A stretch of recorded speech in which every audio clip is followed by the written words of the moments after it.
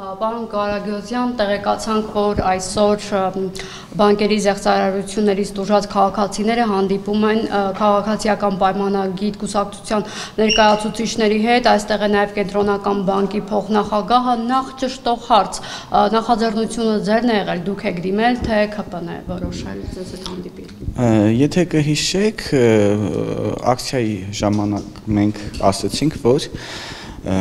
բողոքի ակցիայի ժամանակ ասացինք, որ մենք որևէ մեկին, որևէ անհատի, որևէ առանձին գործիչի չենք դիմում, մենք դիմում ենք 107 պատգամավորների։ Մեզ այդ օրը ընդունեցին երկու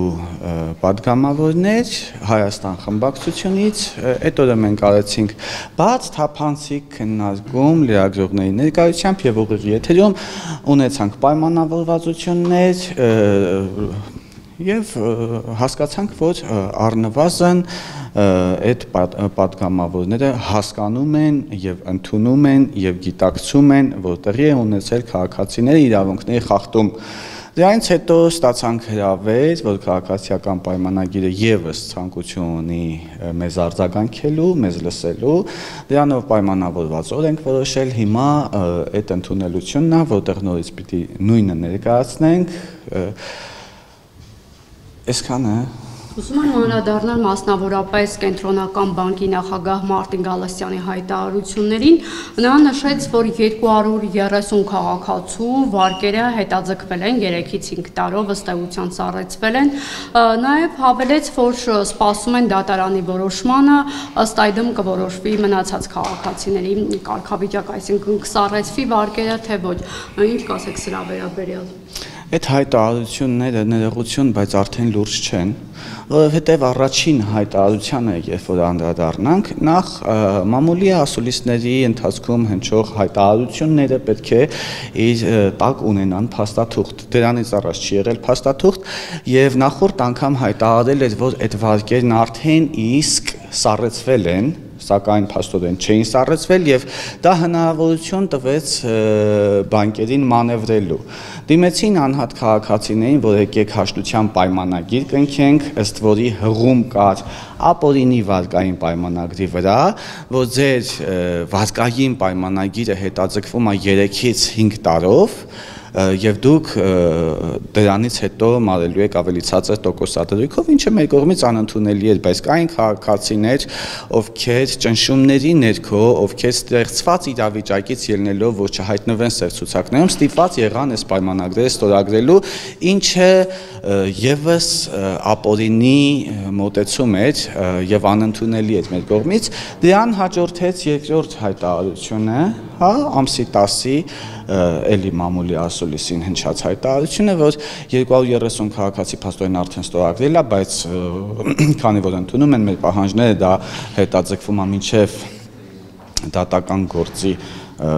այսպես ավարտը, քրեական դատարանի դատական գործի մինչև վճիռը հետաձգումը, սա մեր կողմից ընդունելի է եւ ես ձեզ ասեմ, որ սա հենց մեր առաջարկն է,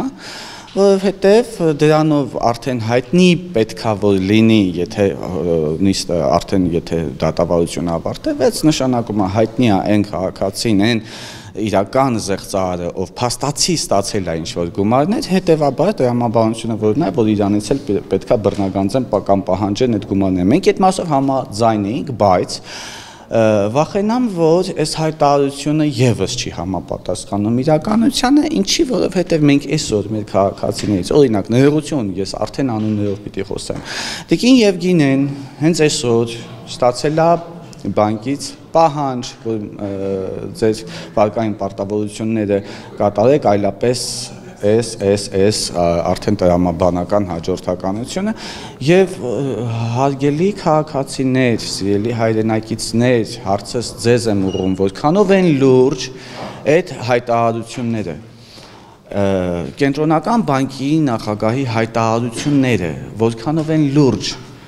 Չէ՞ որ դրանց տակ պիտի լինեն փաստաթղթեր, որևէ հանձնարարական իջեցվել են բանկում, ինչպես է համակարգվելու այս process-ը,